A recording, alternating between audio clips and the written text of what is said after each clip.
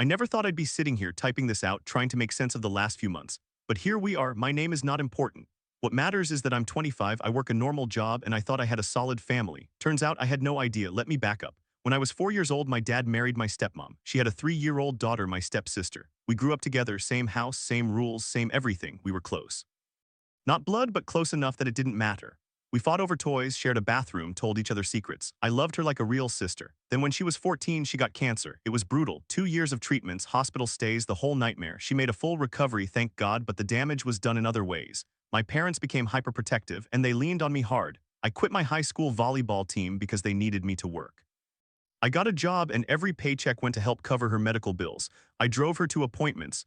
I missed dances, skipped hangouts with friends. If I wanted to do anything fun, she had to come along. I didn't complain much. I mean, she had cancer, right? But I remember throwing a tantrum about quitting volleyball.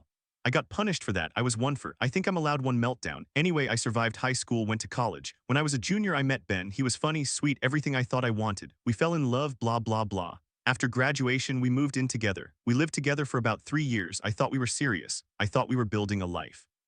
Then in July, I walked into my own bedroom and saw him fucking my sister. I don't think I need to describe that moment. You can imagine, the world stops, you see it, but your brain doesn't believe it. I broke it off right there. Tears, screaming, he moved out. My sister apologized at first, crying, saying she was sorry, then she backed off. I thought she was giving me space. I thought maybe she was ashamed. A week later, she called and asked if we could meet for coffee. I agreed. I thought maybe she wanted to truly apologize, maybe explain herself. We met at a little cafe downtown. She sat down, looked me in the eye, and told me she and Ben were in love. They were together now. She said they were telling me as a courtesy before they started posting photos online. I didn't scream, I just stood up and walked out. I didn't pay my portion of the bill. Later that day, she Venmo'd me asking for the money.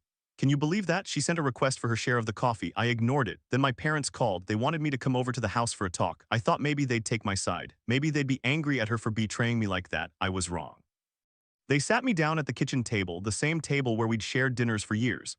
My dad looked at me with disappointment. He said they were shocked I wasn't supporting my sister's relationship with Ben. He brought up the cancer. He said she had been through so much that she deserved happiness, that I was being selfish and jealous. My stepmom nodded along. I sat there stunned. I tried to explain that she had sex with my boyfriend of 3 years. That she didn't just date him after we broke up, she slept with him while we were still together. That's cheating, that's betrayal. But they didn't care. They kept bringing up the cancer, the cancer, the cancer, like that wiped everything clean. I asked my dad if he would have been okay with it if a stranger had done that to me. He didn't answer. I left. I didn't cry until I got in my car, then I sobbed for 10 minutes before I could drive. That night, I blocked my sister's number. I didn't block my parents, but I didn't answer their calls. I needed space. I thought maybe after a few weeks they'd come around. Instead, a month later, my dad invited me to lunch. He said he wanted to talk, just the two of us. I was hopeful.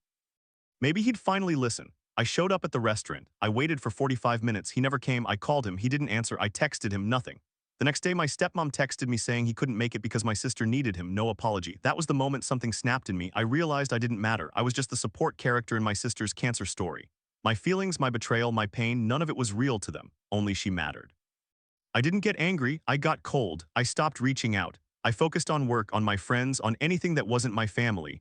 But my sister wasn't done. She started posting photos of her and Ben on Facebook, tagging me in them.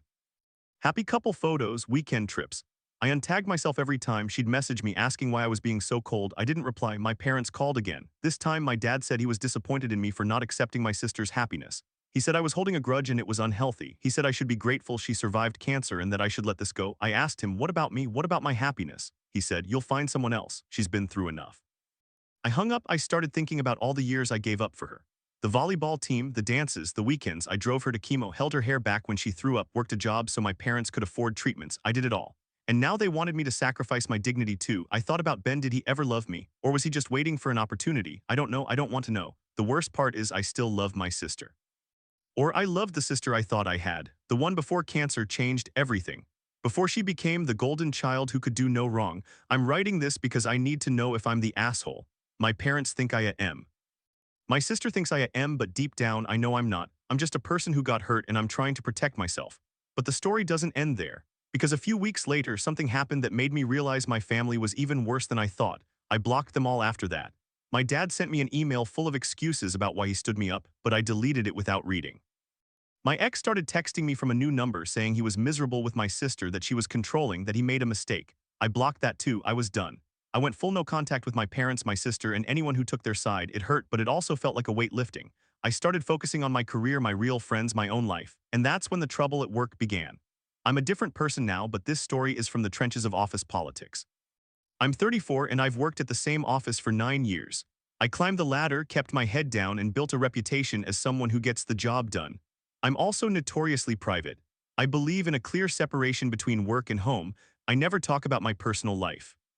Not because I'm ashamed, I have a great life. A husband, twin daughters, a dog, a nice house. I play softball, I kayak, I climb mountains, but I don't need my coworkers knowing all that. I spend 10 hours a day at work and I want to talk about things other than JoJo Siwa and the latest Kardashian drama. I want to be an adult, discuss projects, crack jokes about the printer, and go home. For years, this worked fine. My coworkers accepted that I was the enigma.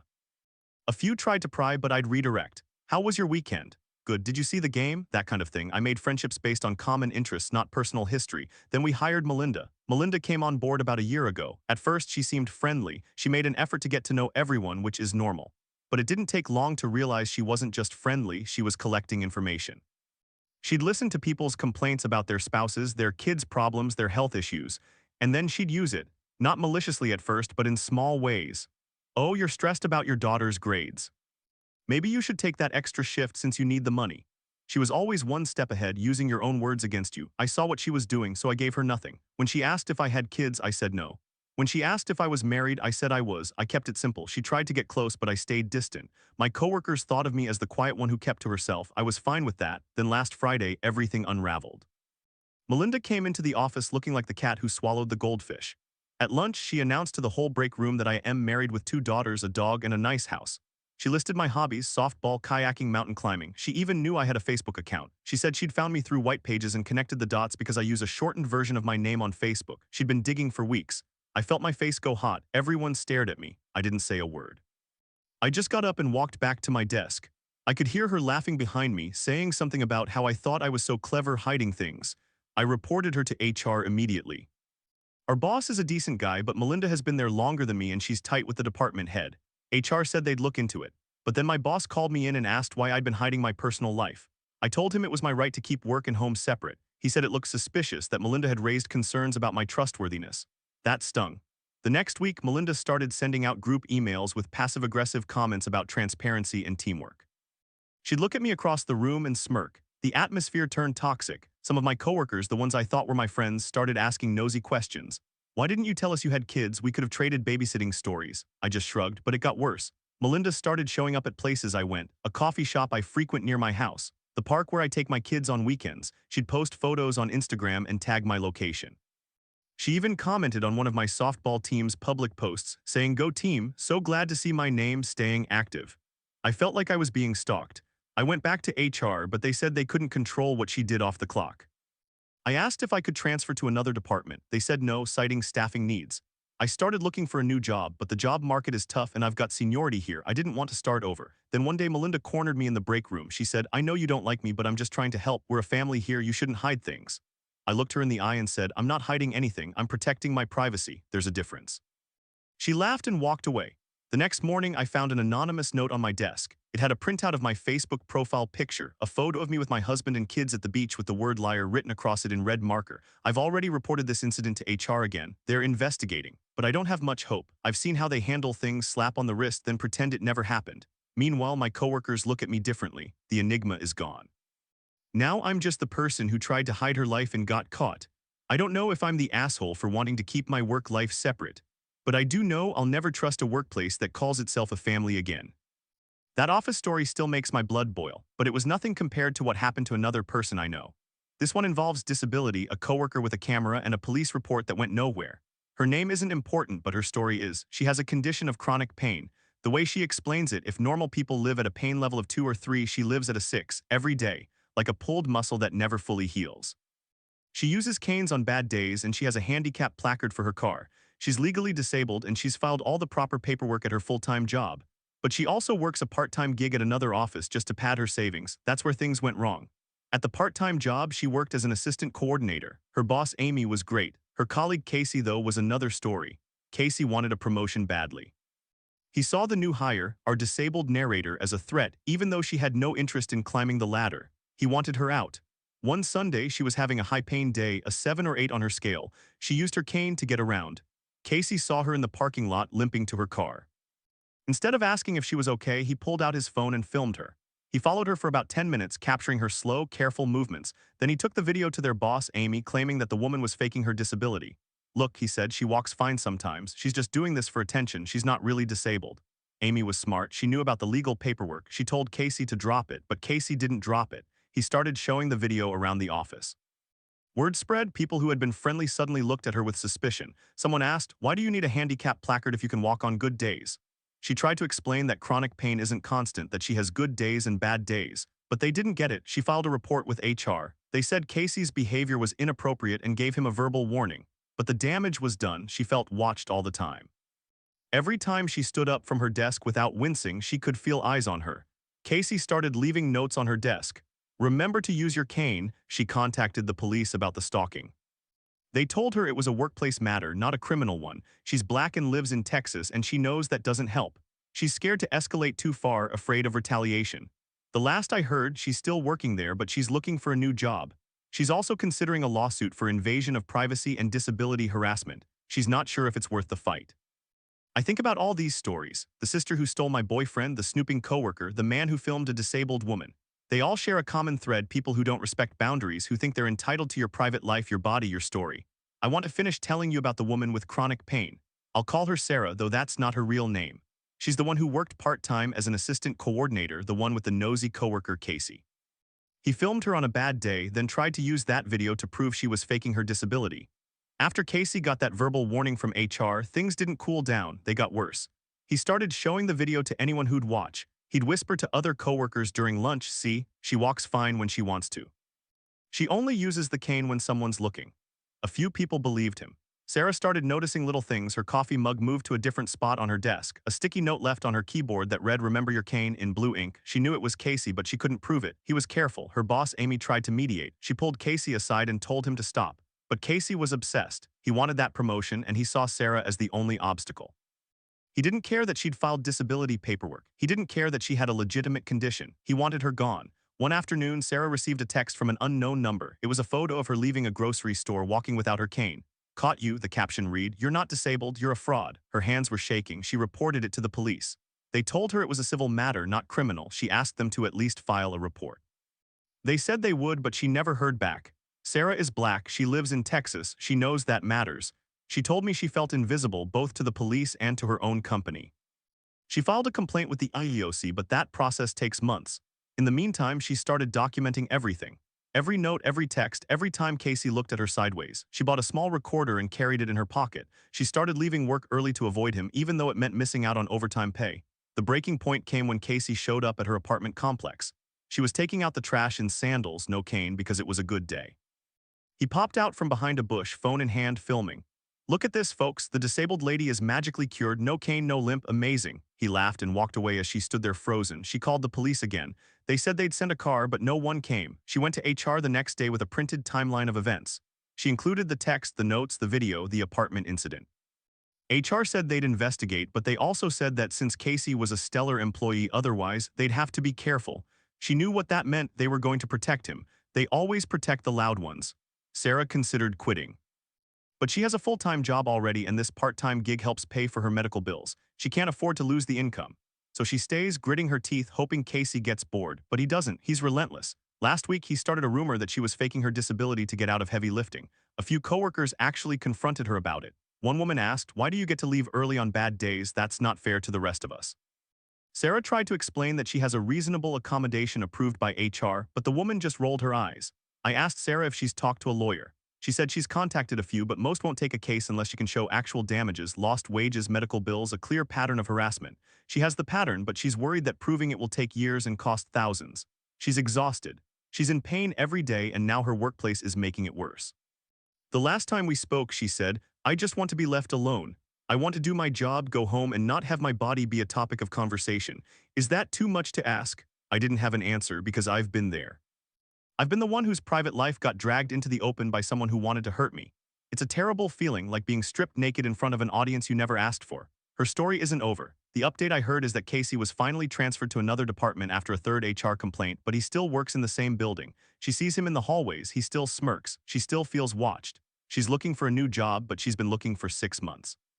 The market is brutal and her disability makes interviews harder. She doesn't want to disclose it, but she knows she'll need accommodations eventually. I think about her a lot, about all of us.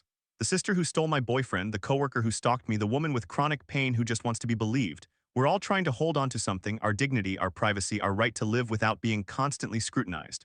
The world doesn't make it easy. People are nosy, jealous, cruel. They see a closed door and want to kick it open. They see a secret and want to expose it. But sometimes the best thing you can do is build a wall and never let them over it.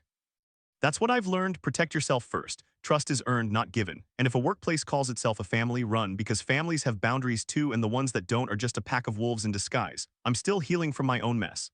I went no contact with my sister and my parents. It hurts, but it's better than being lied to every day. I'm in therapy, working on trusting people again. And I'm building a new life, one where I get to choose who knows what. Maybe that's the real update. Not the drama, not the confrontation, but the quiet aftermath. The rebuilding, the slow realization that you can walk away from people who don't respect you even when they're supposed to love you. I hope Sarah finds that peace too. I hope she finds a job where no one films her, where no one questions her body, where she can just exist without being a problem. And I hope Casey gets what he deserves, not revenge, just consequences. A life where his sneering face gets him nowhere. But I'm not holding my breath. The world doesn't work that way.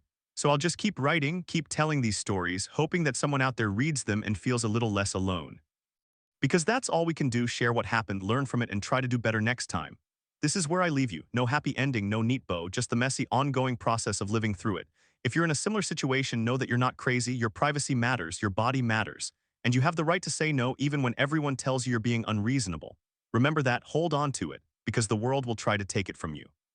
I never thought my own sister would be the one to destroy my relationship. But here we are. For context, I'm 25, she's 23. We've been stepsisters since I was 4 and she was 3. Our parents married and we grew up as a real family. She was the little sister I protected. And then when she was 14, she got cancer. 2 years of chemo, appointments, hospital stays. My parents asked a lot of me. I quit volleyball, got a job to help with medical bills, drove her to every appointment. I didn't complain much. I loved her. I thought that's what family does. I met Ben in college when I was a junior. We fell hard, moved in together after graduation. 3 years of building a life. I thought we were serious. I thought we'd get married. Then July came. I walked into our bedroom and saw them, my sister with Ben in our bed. I didn't scream. I just stood there frozen while they scrambled. Ben moved out that week. My sister apologized at first, then went silent. I thought she needed space. Then she called, said we needed to meet. I agreed to lunch at a small Italian place we used to go to as kids. She sat down across from me and said, Ben and I are in love. We're telling you as a courtesy before we start posting photos online. I couldn't breathe. I got up and walked out. I didn't pay my portion of the bill. Later that night, she Venmoed me $14.67 with a note, "You owe me for lunch." I ignored it. Then my parents called. They wanted me to come over for dinner. I thought maybe they'd listen, maybe they'd take my side. When I got there, my dad sat me down in the living room. My mom had her arms crossed. My sister wasn't there. "We're disappointed in you," my dad said. "You need to support your sister's relationship. She's been through so much. She almost died. You should be happy she found love." I said she slept with my boyfriend. My mom said, "He was your ex-boyfriend. They fell in love. That's not her fault. You need to forgive her." I felt like I was in a parallel universe. I asked them if they'd ever felt betrayed like this. My dad stood up and said, "This conversation is over until you can be reasonable." A week later, my dad asked me to meet him at a restaurant, just the two of us. He said he wanted to talk things through. I agreed. I arrived early, sat at a table, ordered water. I waited 30 minutes, an hour. He never showed. I called him 4 times. On the 4th try, he texted, "Your sister is having a bad day. I had to take her to get ice cream. I'll call you later." He never called. That was when everything changed. Not because of the affair, that hurt, but I expected it from Ben. But my dad standing me up, that broke something. I realized I wasn't part of that family anymore. I was just the one who made things harder for them. My sister sent me a text a few days later, "You need to get over yourself. I had cancer. I deserve happiness." I didn't reply. I blocked her number. My parents called one after another. My mom left voicemails, "You're tearing this family apart. She needs your support." "What kind of sister are you?" I didn't answer any of them. I changed my phone number. I moved apartments. I started therapy. My therapist said something that stuck. "You don't have to set yourself on fire to keep someone else warm." I thought about that a lot. All those years I gave up for her, volleyball, dances, a normal teenage life. I did it willingly, but somewhere inside I thought it bought me loyalty. I thought she'd never hurt me. I was wrong. Now I'm no contact with all 3 of them. It's been almost a year. Some days I miss the good times, the birthday parties, the inside jokes, the way she used to hug me after a bad day. But then I remember that afternoon in my bedroom and the coldness in her eyes at that restaurant, and I know I did the right thing. I don't know if she's still with Ben. I don't want to know. I just want to heal. That story still stings when I tell it. But it's not the only time boundaries got crossed. There was also the time at work when a coworker decided my private life was her business. I've worked in the same office for 9 years. I'm private by nature. I keep work and home separate.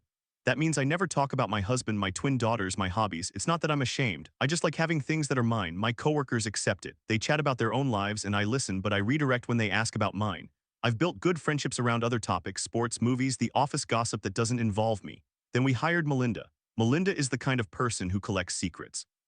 She'd sidle up to people, laugh at their jokes, ask seemingly innocent questions, but she was building a database. Within a few months, she knew who was sleeping with whom, who was in debt, who'd had a DUI. She used that information like currency. I gave her nothing. I'd smile, say something vague, move on. She'd stare at me with that tight little grin, and I knew she was trying to crack me open. I just didn't think she'd go this far. One Friday, she walked into the lunchroom like she'd won a prize. She announced to everyone that I'm married, have twin girls, a dog, a house in the suburbs, that I play softball and kayak and mountain climb, that I'm on Facebook. My stomach dropped. She'd found me through white pages. My profile is set to friends only, but some of my photos are public because they're shared with groups.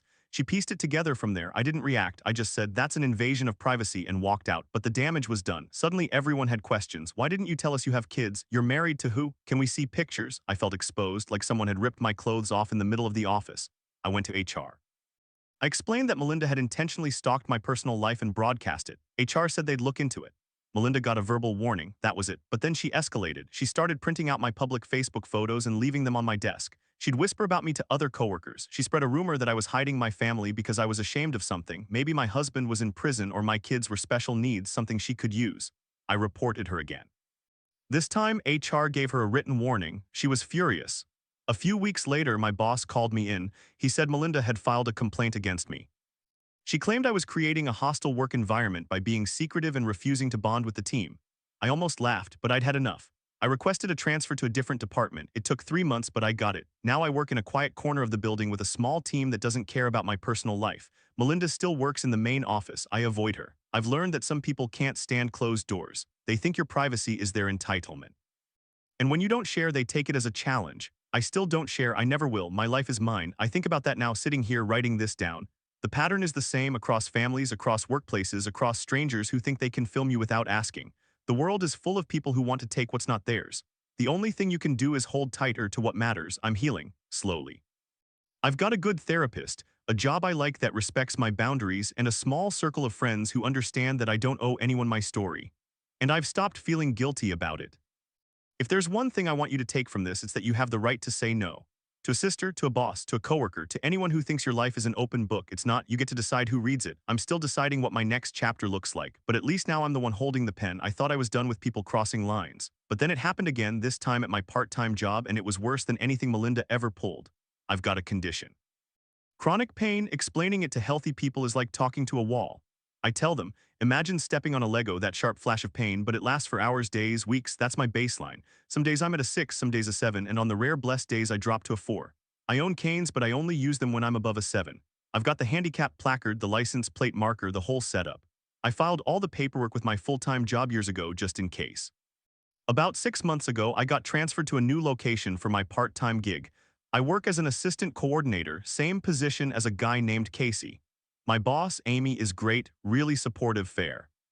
Casey and I got along okay, but everyone knew he wanted a promotion. I didn't. I'm already full-time elsewhere. I only do this job because I like it and it keeps my mind off the pain. The trouble started a few weeks after I arrived. Casey started making comments. You're using that cane again today? You didn't use it yesterday. I'd shrug and say, bad day. He'd squint at me like I was lying. Then he started asking about my handicap placard. How'd you even get that? You seem fine to me. I told him it's a medical condition, not a costume. He didn't drop it. I should have gone to Amy right then, but I didn't want to be that person, the one who complains, the one who can't handle office politics, so I just kept my head down. Then one Sunday I had a really bad day, pain at an 8. I used my cane, parked in the handicap spot, the whole thing. That morning I saw Casey in the parking lot as I got out of my car. He was on his phone, but he was watching me. I waved, he waved back. I didn't think much of it. The next Monday, Amy called me into her office. She looked upset. She said, I need to show you something. She turned her laptop toward me. It was a video. Taken from a car window, shaky but clear enough. It showed me walking out of my car, cane in hand, moving slowly. Then it cut to another clip, me at the grocery store 2 days earlier, carrying a bag of dog food, no cane, walking normal speed. The video was edited together with text overlaid. She says she's disabled, but look at her on a good day. Fraud. My blood turned cold. I asked, who took this? Amy said, Casey. He sent it to HR last night. He claims you're faking your disability to get special treatment. I couldn't speak, I just stared at the screen. I'd never been so violated in my life, not by a sister, not by a coworker named Melinda. This was different. This was someone following me, filming me, stitching together days like some kind of prosecutor building a case. Amy said she didn't believe him, but HR had to investigate. She had no choice. I told her I'd cooperate. The investigation lasted 2 weeks. I had to provide medical records, doctor's notes, the original accommodation paperwork from my full-time job. I had to explain to a stranger that yes, I have good days and bad days. That's literally the definition of chronic pain. That's why I have a placard, because I can't predict when the bad days will hit. Casey, meanwhile, was bragging in the break room. He told another coworker, I caught her, she's gonna get fired. He was wrong. HR cleared me completely. They determined the video was taken without my consent on private property and that Casey had violated company policy on harassment and stalking. He got suspended for 3 weeks without pay. But here's the part that still makes my stomach turn. HR also said they couldn't guarantee my safety if I stayed at that location. Casey was angry. He'd made up his mind about me. They offered to transfer me and I took it. It's been a month since I moved to a new team. I don't see Casey anymore. I don't know if he's still there, but what he did following me, filming me, trying to prove I'm a liar, that stays with me. Every time I park in a handicapped spot, I look over my shoulder. Every time I have a good day and leave the cane at home, I wonder if someone's watching, waiting to catch me in my lie. My husband says I should sue. My therapist says I should process the trauma. I say I'm just tired of explaining, tired of defending my own body. I wasn't sure about sharing this, but I saw that other post, the one about the sister and the ex and the one about the snooping coworker, and I realized we all have that one person who thinks they can take what's ours. Our privacy, our story, our truth. I reported it, I got through it. And I'm still here, but I'll never stop being angry that someone thought they could film me like I was a specimen in a jar. That's the update. I don't know if there's a happy ending yet. But I'm not hiding anymore. I thought I'd seen the worst of it with Melinda and Casey. But then I remembered another story, one that cut even deeper because it came from family. This woman's post shook me. It was about her sister and her ex. And it made my workplace drama feel almost tame. You think you know betrayal? Try walking into your own bedroom and seeing your fiancé fucking your stepsister, then having your parents tell you to get over it because she had cancer 4 years ago. That's what happened to me. I'm 25, my stepsister is 23. Our parents married when I was 4 and she was 3, so we grew up together. We were close, really close, until she got sick. When she was 14, she was diagnosed with cancer. She was sick for 2 years, made a full recovery, thank God, but during that time my parents became obsessed with protecting her, and they expected me to sacrifice everything. I quit my high school volleyball team. I threw a tantrum about that, got punished, but I got over it. I quit my extracurriculars. I got a job at 16 to help with her medical bills. I drove her to appointments. I didn't go to dances or parties unless she could come too. I did it all willingly mostly. But I was a kid. I had one breakdown, and my parents acted like I was a monster. I went to college, met Ben when I was a junior. We fell in love, graduated, moved in together. We were serious. We talked about marriage. We had a life. Then in July, I came home early from work. I walked into our bedroom and there they were, Ben and my sister on our bed. I didn't scream. I just stood there. They froze. I walked out. He followed me crying, apologizing. I told him to get out. He packed and left that night. My sister called the next day, sobbing, saying she was sorry. She didn't know what came over her. I told her I needed space. For 2 months, I didn't talk to her. I thought she was giving me space too. Then she called and asked to meet for dinner. I said okay. I thought maybe she wanted to apologize properly. Maybe we could start to heal. We met at a restaurant. She sat down, ordered a drink, then dropped it. Ben and I are in love. We've been seeing each other since a few weeks after you caught us. We're together now. I'm telling you as a courtesy before we start posting photos online. I didn't say a word. I just stood up, walked out, left her there. I didn't pay my portion of the bill. She Venmo'd me the next morning asking for the money. I didn't respond. She went straight to my parents. They called me to their house. My dad sat me down and said, we're disappointed in you. You need to support your sister. You know what she went through. She needs happiness. I said, she needs happiness by fucking my fiancé. My mom started crying. My dad said, don't be dramatic. It happened. Get over it. We're family. I told them I would never accept it. They demanded I come to a family dinner to reconcile. I said fine, I'd come. I thought maybe we could talk face to face. The dinner was at a restaurant. I showed up, my mom was there, my sister was there, Ben was there, but my dad wasn't. I sat down, my sister started talking about how happy she was. Ben wouldn't look at me, my mom kept saying, just give it a chance. Then Ben excused himself to the bathroom. I followed him. I caught him by the sink and said, what the hell are you doing? He broke down. He told me everything. He said my sister had been obsessed with him since she was a teenager. She called him when I was at work.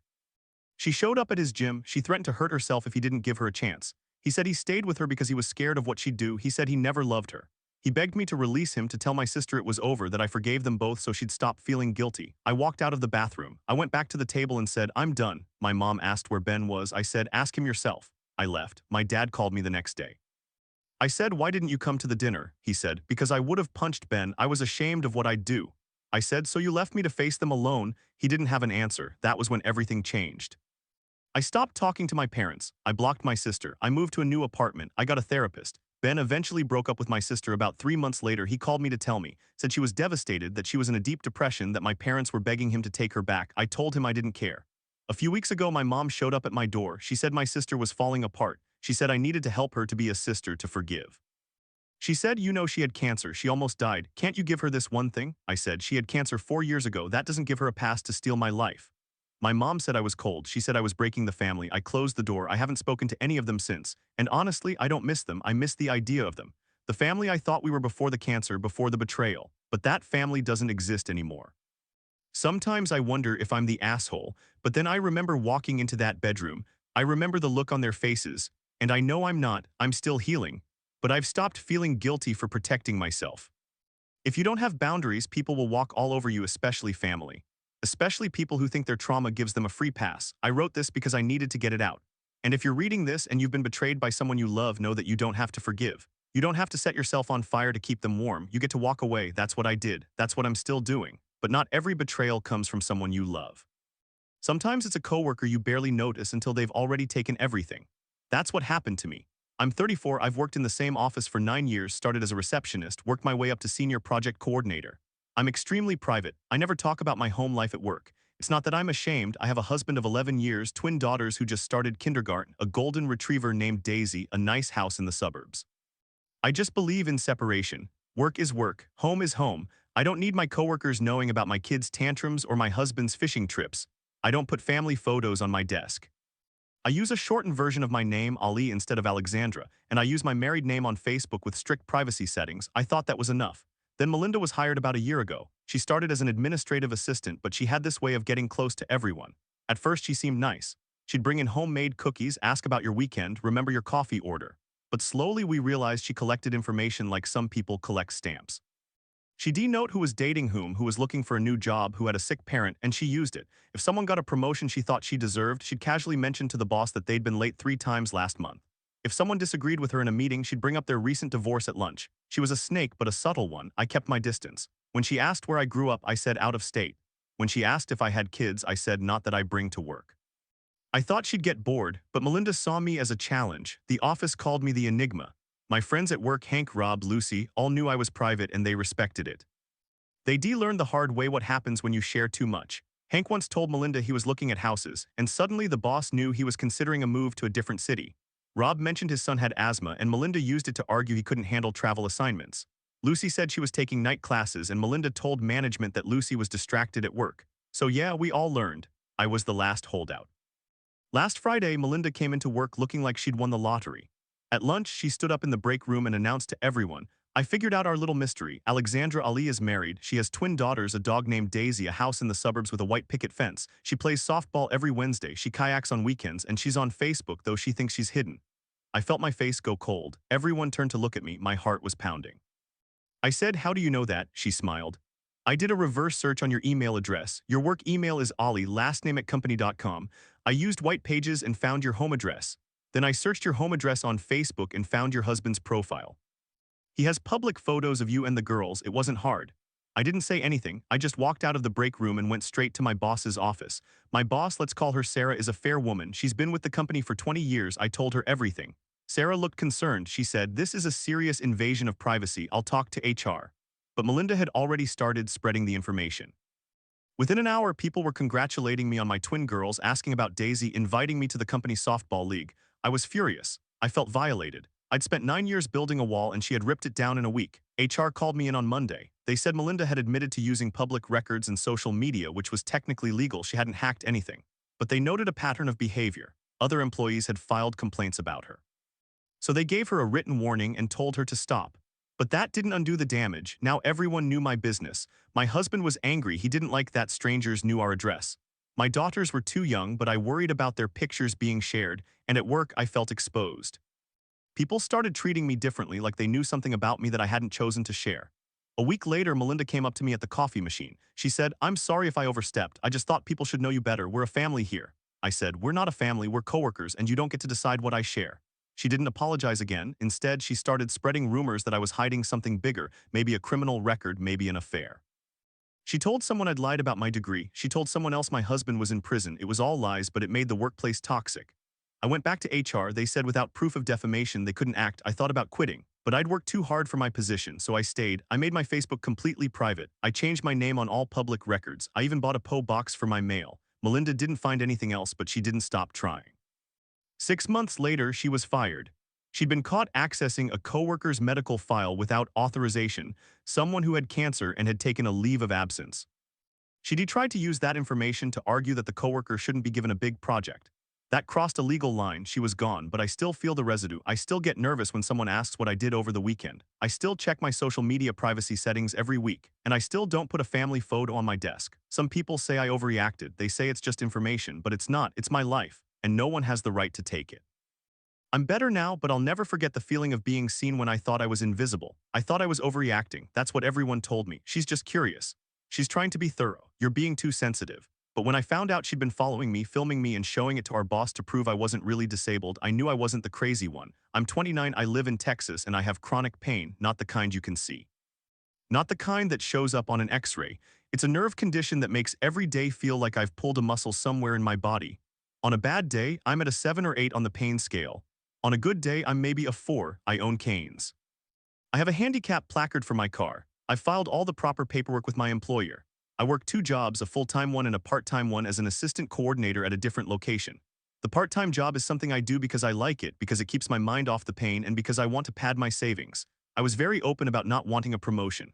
My colleague Casey, though, she wanted one bad. She'd been angling for a supervisor position for over a year. And when I got transferred to her location, she saw me as a threat. At first, she was nice, too nice. She'd offer to help me with my workload. She'd ask how I was feeling. I told her about my chronic pain because I thought she was being genuine. Big mistake. About 2 months in, I noticed her staring at me during breaks. She'd watch me walk across the parking lot. She'd comment on how fast I was moving. "You seem really good today," she'd say with this little smile. I brushed it off. I thought maybe she was just awkward. Then everything changed on a Sunday in January. I was at a grocery store about 5 miles from my office. It was a bad pain day. I was using my cane, moving slowly, taking breaks in the aisles. I saw Casey out of the corner of my eye. She was pretending to look at cereal, but her phone was pointed at me. I froze. She saw me see her and she quickly turned away. I left the store, but I knew something was wrong. On Monday, my boss Amy called me into her office. She looked uncomfortable. She said Casey had come to her with a video. In the video, I was walking normally, carrying a bag, smiling. No cane. No grimacing. It was from a few weeks ago, a rare good day. Casey had edited it to show only the parts where I looked fine. Then she argued that I was faking my disability to get special treatment and that I was taking a position that should go to someone who actually needed the hours. I explained to Amy that chronic pain isn't constant. Some days I'm okay, that's the nature of the condition. Amy believed me. She said she'd talk to Casey about appropriate boundaries, but Casey didn't stop. She started following me to my part-time job. She took more videos. On one occasion, she filmed me kayaking at the lake. Yes, I can kayak on a good day with breaks and pain meds. She posted the video on a company Slack channel with the caption, "Does this look disabled to you?" I went to HR. I showed them my medical records. I told them about the stalking. They said they'd investigate, but Casey's behavior escalated. She started telling our coworkers that I was a fraud. She said I was using my fake pain to get out of work. Some people believed her. I started getting cold shoulders. People who used to chat with me now looked away. I felt like I was being punished for having a condition that didn't look like what they expected. I filed a police report. The officer said it was a workplace issue, not criminal.